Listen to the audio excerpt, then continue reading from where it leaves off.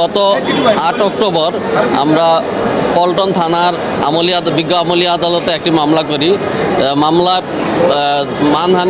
মানহানি এবং হুমকির অভিযোগে দণ্ডবিধির 500, 501 এবং 506 ধারার অভিযোগ আনয়ন করা হয়েছিল। বিজ্ঞ আদালত আমাদের অভিযোগের পরিপ্রেক্ষিতে আসামির প্রতি সমন ইস্যু করেছিলেন এবং আসামি আজকে হাজির হয়ে আত্মসমর্পণপূর্বক জামিনের আবেদন করেন। বিজ্ঞ আদালত আসামির আবেদন 500 টাকা বন্ডে সেই জামিনের আবেদন মঞ্জুর করেছেন।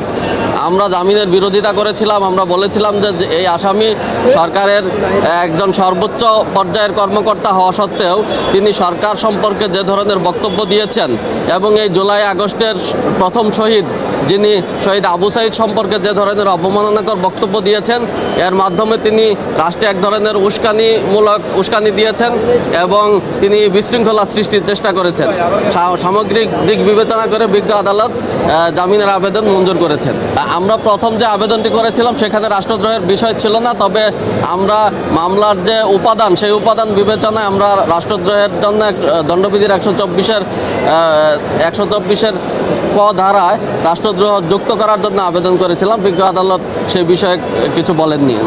আপনারা জানেন যে উনি মূলত শুধু ডক্টর ইউনূসকে কেন্দ্র করে বলেনি, উনি বলেছে আবু সাঈদকে বিশৃঙ্খলাকারী বলেছে, জঙ্গি বলেছে। পাশাপাশি যে জুলাইয়ের যে গণ অভ্যুত্থান, যে অভ্যুত্থানের মাধ্যমে আওয়ামী লীগের যে ফ্যাসিস্ট শাসন ছিল, 15 বছরের যে শাসন ব্যবস্থার বিরুদ্ধে যে জনগণের যে আন্দোলন ছিল, সেই আন্দোলনে এক ধরনের জনসম্পৃক্ত ছিল এবং আমি একজন রাষ্ট্রের নাগরিক হিসেবে সে আন্দোলনে সরাসরি অংশগ্রহণ করেছি এবং এই আন্দোলনে অংশগ্রহণ কারণে আমি 11 দিন জেলে ছিলাম।